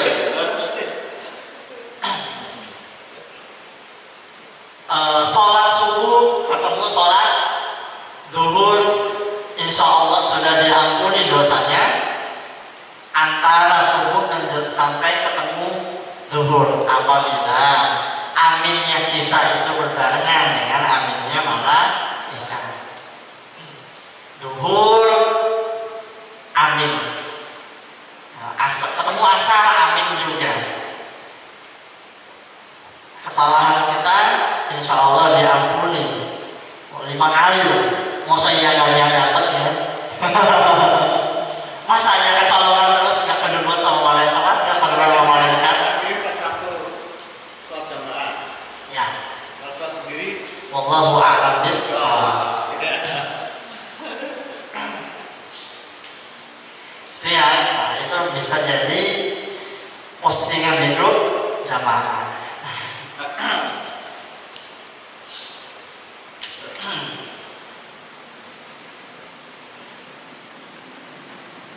Rasulullah SAW juga membaca amin, karena kalau misalnya Rasul nggak baca amin, nggak akan ada penambahan sunnah seperti tadi. Nah, kalau ini Imam Hambali, kalau imam lupa nggak baca amin, maka makmum diperintahkan, disuruh untuk menyerukan amin. Kita amin dulu, amin, biar imam ingat. Karena membaca amin, mengucapkan amin itu termasuk sunnah qauliyah. Jadi kalau misalnya lupa atau meninggalkannya, maka kalau imam lupa, maka makmum tetap kudu baca. Tapi kalau misalnya udah melewat, nah nggak usah balik lagi. Udah baca surat, belum amin, bilang amin setelah baca surat, nggak perlu, karena udah lewat suratnya. Kemudian Hanafi dan Maliki gimana? Bacaan amin diucapkan dengan suara pelan adalah ucapan Ibnu Mas'ud. 4 hal yang disamakan oleh imam. Nah ini kalau menurut Ibnu Mas'ud. Apa saja? Membaca ta'awud, membaca basmalah, membaca amin, membaca tahmid. Tahmid itu Rabbana lakal hamd. Ketika yang tidak. Tapi ada yang panjangnya juga. Ya. Minus samawati wa minal ardi wa syi'ta min syai'in ba'du.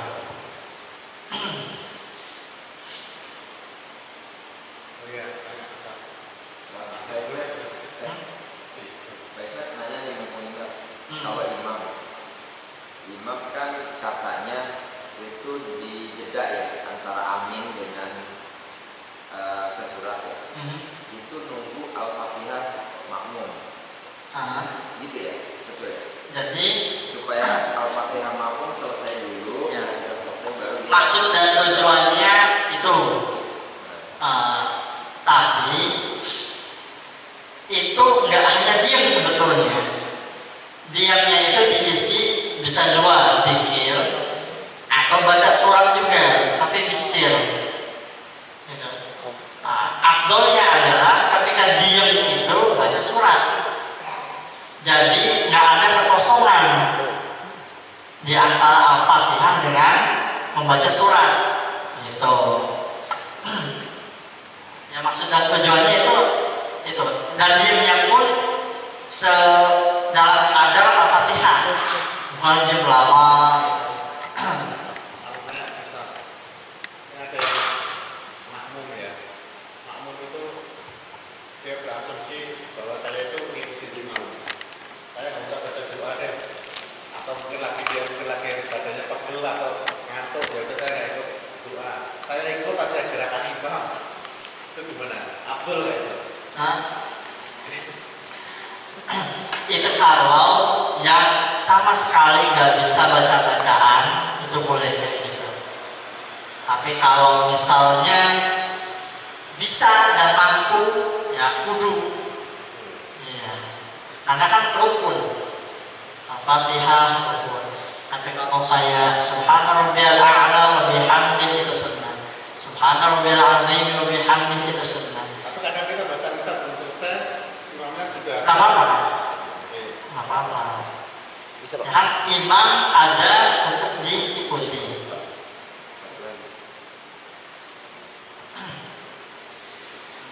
Kemudian diam sejenak.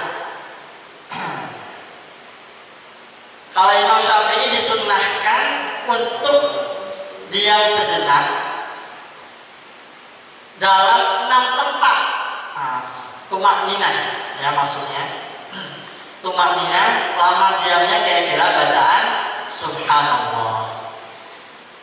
Nah, 6 tempat itu selain diam antara bacaan amin dan bacaan surah itu ada lagi kan.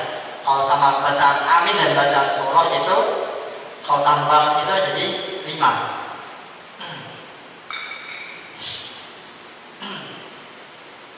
Jangan lama-lama lah diam antara amin dan baca surah.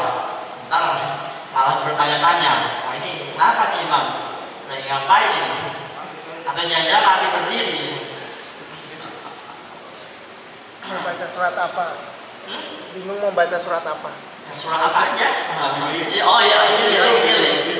Surat apa ya? Nanti saya kan pasti kemana aja apa ntar gitu. Apa? Ya. Surat An-Nisa. Zikir boleh, baca surat boleh ketika diam. Tapi lebih utamanya adalah membaca surat. Tapi kalau diam toh nggak baca zikir, nggak baca surat, maka tidak diperkenankan ada jeda antara amin dan surat. Karena hakikatnya tidak dituntut untuk diam. Hakikatnya setelah amin lanjut bismillahirrahmanirrahim surat setelah Al-Fatihah. Jadi sumpah kan? Sumpah.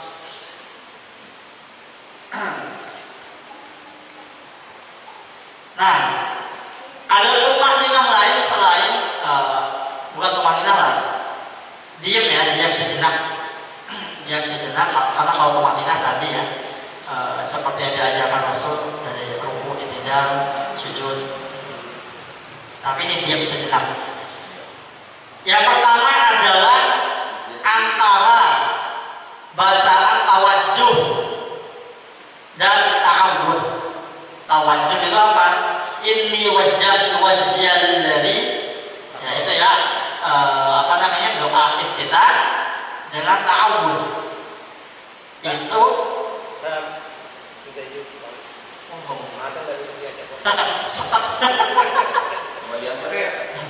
makasih ya. Mau diantar nggak? Mau ada. Saya pakai ambulans. Ada situ apa? Ada yang libur. Di kantor ada. Tawajjuh dan ta'awudz ya.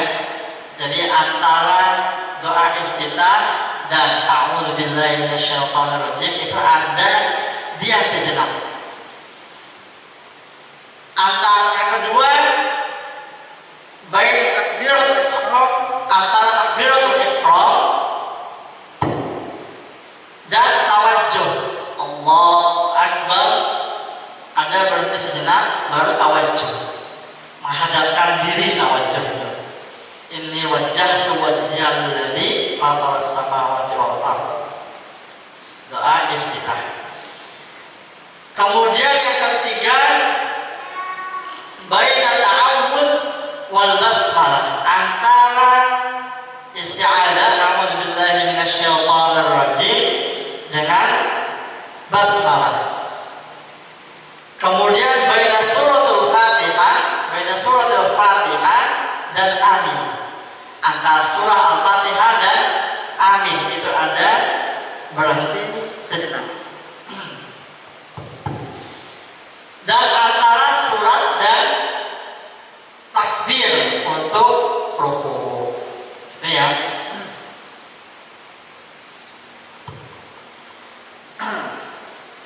hikmahnya diem setelah Al-Fatihah. Antara Al-Fatihah dengan amin itu hikmahnya apa?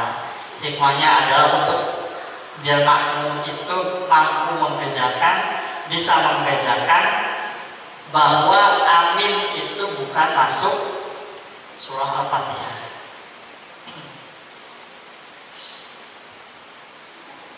Imam Hambali disunahkan bagi imam untuk diam istirahat setelah membaca Al-Fatihah. Nah, sama seperti Imam Syafi'i ya. Kasih kesempatan makmum untuk membaca surah Al-Fatihah. Ada dalilnya? Tidak ada. An-Nabi sallallahu alaihi wasallam. Nah, ini dari Samurah. Kana yasqutu saktatain idza istaftaha wa idza faragha min al-qira'ah kulliha. Bahwa Nabi Muhammad sallallahu alaihi wasallam diam pada dua tempat, yaitu ketika memulai sholat dan setelah selesai semua bacaan sholat. Tapi kalau Abu Hanifah dan Imam Maliki diam itu makruh. Diam dalam sholat itu makruh. Kenapa saya? Kemudian melenggarkan kedua kaki. Nah, itu sunnah juga. Disunahkan untuk melenggarkan kedua kaki saat berdiri. Lebarnya 4 jari katanya. Kalau Abu Hanifah. Pas lagi berdiri, nah itu 4 jari lebarnya. Karena katanya mendekati kehusuan. Kalau Imam Syafi'i sejengkal, ya, kaki sejengkal. Makruh kalau misalnya hukumnya apa? Menggabungkan kedua kaki tanpa uzur. Kalau ada uzur boleh digabung. Misal jamaah terlalu banyak desek-desekan, nah itu boleh. Tapi kalau enggak ada uzur, sejengkal. Imam Maliki dan Imam Hambali gimana?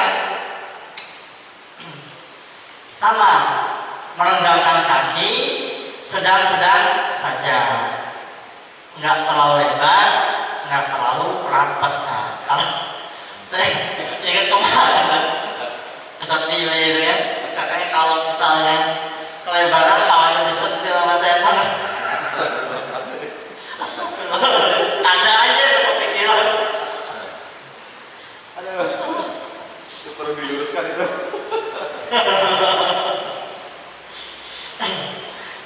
Buat candaan aja lah. Ya, jadi berdirinya tidak terlalu lebar. Kalau Imam Syafi'i ya kira-kira 1 jengkal. Karena kan kalau kelebaran juga susah ya kalau buat ruku, buat sujud. Gerakan dia ya. Malah gini lagi. Iya, rapat lagi ntar ujung-ujungnya kan ngerucut lagi. Nah, makanya subuh vakum itu pentingnya di situ. Jangan pas subuh vakum mau dikejar rapat malah kabur. Akhirnya itu kabur. Iya, ada yang nempel-nempel tuh. Ya, memang subuh vakum itu begitu. Nempel. Ya, bangun dan bangun nempel. Kaki nempel juga. Kakinya sebetulnya bahu dulu atau kaki dulu? Bahu. Sama sih, keduanya sama. Bahu dulu yang pertama. Pertama bahu.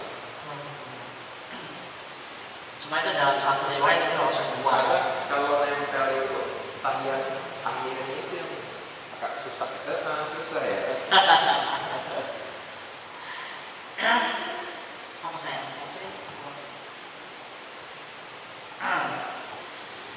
Kemudian membaca surah setelah Al-Fatihah. Nah, kalau Imam Syafi'i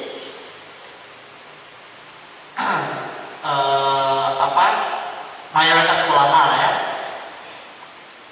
Pada 2 rakaat pertama itu sunnah membaca surah selain surah Al-Fatihah. Kemudian dia kan membaca surah. Kalau sholat subuh itu agak panjang membaca surahnya pada rakaat pertama. Di rakaat pertama subuh itu agak panjang, rakaat kedua pendek. Ya saya ngejar deh. Ada masih di toilet kadang belum. Abu Barzah Yang di belakang, Pak. Udah. meriwayatkan bahwa Nabi Muhammad SAW pada waktu sholat subuh membaca surah agak panjang, sekitar 60 sampai 100 ayat yang beliau baca Ini siapa? dalam sholat jahriyah. Nabi Muhammad membaca surat sebagaimana disebutkan dalam hadis yang diriwayatkan oleh Mu'adz. Bacanya apa? Sabbih isma rabbikal a'la. Iqra bismi Iqra bisyamsi wa duhaha. Apa? Ya. Apa aja sih? Asyams. Salat subuh. Ya, asyams. Asyam. Sabbih isma rabbikal a'la. Rakaat pertama bacaan apa dulu? Yaitu rakaat pertama itu Asyam. rakaat pertamanya. Asyam sama sabbih isma rabbikal a'la. Sama walal al-lail. Al-lail. Ya. Satu rakaat 3 surah. Oh, enggak, salah satu. Oke, satu. Itu rakaat pertama. Rakaat pertama. Mau ngajar Pak Eri itu. Pokoknya yang panjang. Biar ada Cuma pilihan, biar lagi-lagi disesuaikan dengan makmumnya, keadaan makmum. Dia udah mau 4 aja ya. Ad-duha masih aman lah. Ad-duha masih enggak getar kaki. Latihan kan saya telat itu kan dari Bukan al-duha, asyams. Asyam. Oh ya, asyam. Al-a'la sama al-lail. Ya. Sabbih isma Yang 3 baris itu ya, apa berurutan kan, 3 surat berurutan. Cuma kalau apa namanya, pilih mana sebetulnya lebih afdal mana, membaca surat satu surat langsung habis atau membaca potongan-potongan. Yang paling afdal itu sebetulnya membaca surat langsung selesai. Tapi nggak ada foroh juga.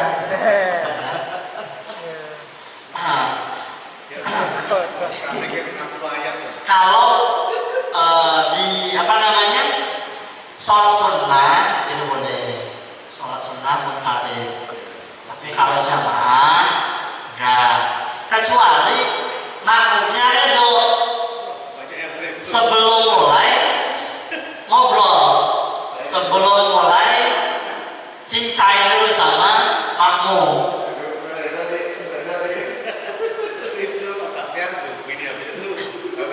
Habis sholat emosi. Entar rukuknya nggak di sini, gini ya. Allah. Kemudian harus tertib, membacanya harus tertib. Boleh nggak tertib kalau misalnya bacanya apa buat khatamin Quran. Misal qul huwallahu ahad Allahus samad sampai akhir. Kemudian di rakaat berikutnya Al-Baqarah, Alif Lam Mim, ya. Itu boleh. Sekian ya. Udah jam 10. Terima kasih atas kehadirannya, waktunya. Mohon maaf kalau ada salah kata. Semoga bermanfaat ya. Billahi taufiq wal hidayah. Wassalamualaikum warahmatullahi wabarakatuh. Waalaikumsalam warahmatullahi wabarakatuh.